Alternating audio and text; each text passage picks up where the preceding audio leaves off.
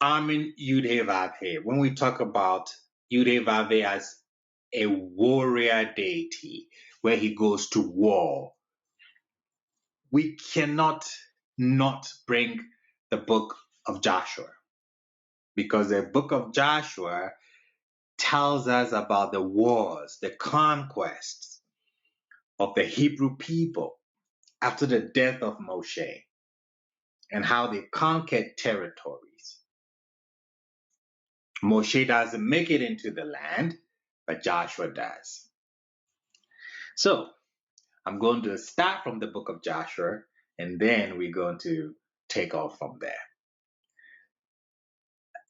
The book of Joshua is a monumental account documenting the establishment of the Hebrew people in their own land, with YHWH and his commander-in-chief, who is Joshua, leading numerous victorious battles.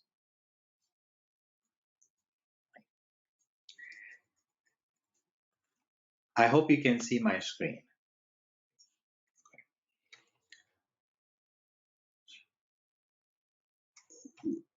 What we see is YHWH as an all-powerful warlord, and Joshua at his helm. And this duo, these two,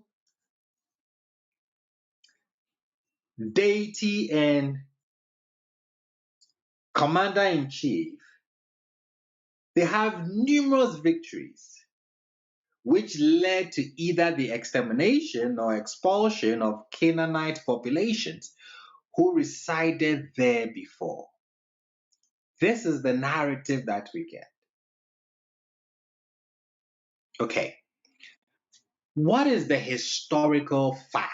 What is the archaeological data on the ground? We have studied, and now we know that recent insights from archaeological evidence has challenged this notion of this conquest, where you have them coming from the land of Egypt, entering the land of Canaan, and there's a conquest where they clean the locals and then they take territories. This is not historical. What we know from the archaeological data, from the historical data, that Israel emerged out from the native Canaanite populations instead. They came from within. You didn't have 600,000 men. You didn't have 3 million people leaving out of Egypt, coming to the land of Canaan, fighting with the Canaanites, and then taking over. That's not what we have. That is the story that the book of Joshua tells us, but the evidence doesn't bear witness to it. Israel came out of Canaan.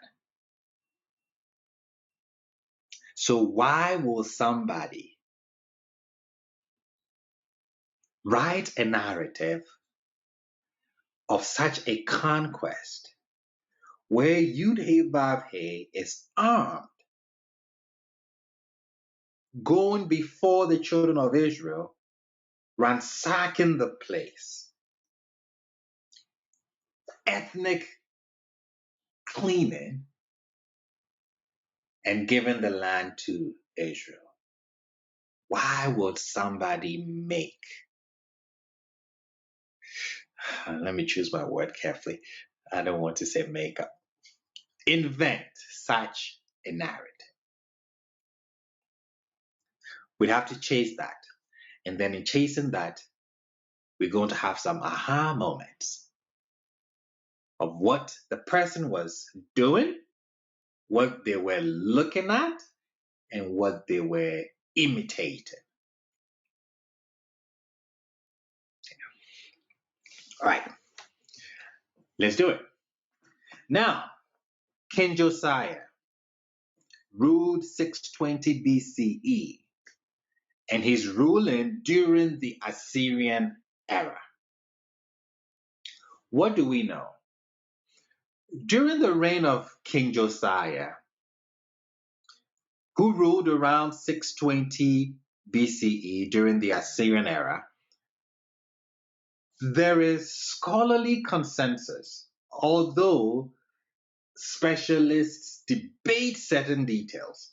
There are certain details that is debated, but by and large, there is a scholarly consensus that the first collection of conquest narratives in the book of Joshua, that is chapters 1 to chapters 12, began to emerge during the Assyrian era when King Josiah ruled. Josiah meaning we're looking at the south. The consensus is that the first collection of conquest narratives in Joshua chapters 1 to 12 arose during the Assyrian era under the reign of King Josiah. The account that we read in Joshua, the conquest account, may have been composed for political motivated reasons rather than reflecting actual historical events. Because it's not historical. But we do have the conquest narrative in the book of Joshua. Why would they write such a thing? Well, there was an effort. Let me rephrase that. In an effort to extend his kingdom's territories by taking over those which had formerly belonged to the northern kingdom, or the ancient kingdom of the north, which had been a province of Assyria since 722 BCE, Josiah likely found comfort and justification from viewing these stories through religious lenses provided within the book of Joshua.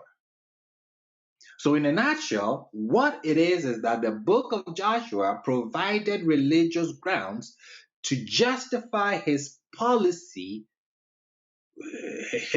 of expansion, expanding to the territories of the northern kingdom. Something has to justify it. And like what the Bible is known to do, we get a theological account that justifies or attempts to justify what the South wants to do.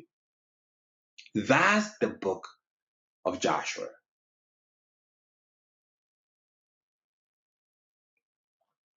Is it clear up to this point? It's not a historical account, but then it is written. Why is it written? It's written as a theological account to justify a political move that Josiah wants to do. Expand to the territories of the north because the north is lost. Just as the book Josiah's Court is known for finding books that gives him reasons to do stuff, same thing here.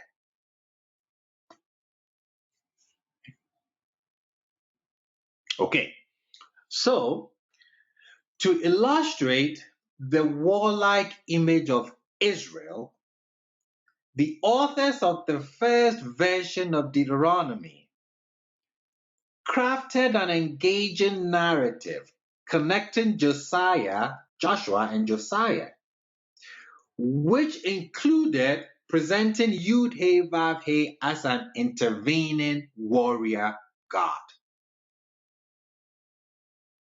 Okay, let me focus on the first version of Deuteronomy. We have DTR1, DTR2. and possibly a DTR3. DTR1 means Deuteronomistic Writer 1. We have the first version of Deuteronomy, we have a second version of Deuteronomy, and then a possible third version. These are all written, redacted for the time that the authors were living in to make certain justifications. So, to illustrate a warlike image of Israel, because that is what was needed at the time of Josiah. There is war. The north is lost. So, in writing something religious, something theological, they chose to arm this deity, YHWH, even though it's theological.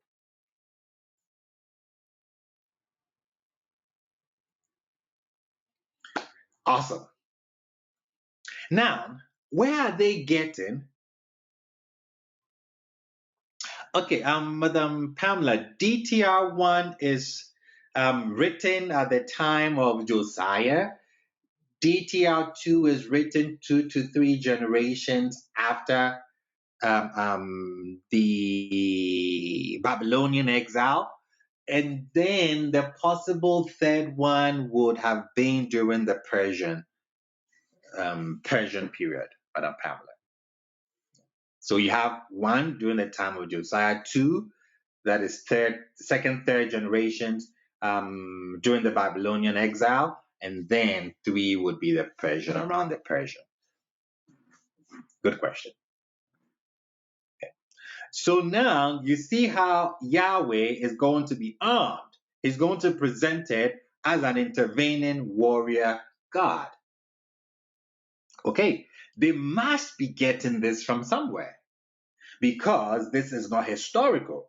If they had left Egypt and then they had fought their way into the land of Canaan and then they had settled, yes, they would have a historical account to tell us. But it's not historical, it's theological or it's political. So they would have to base their narrative on something. Well,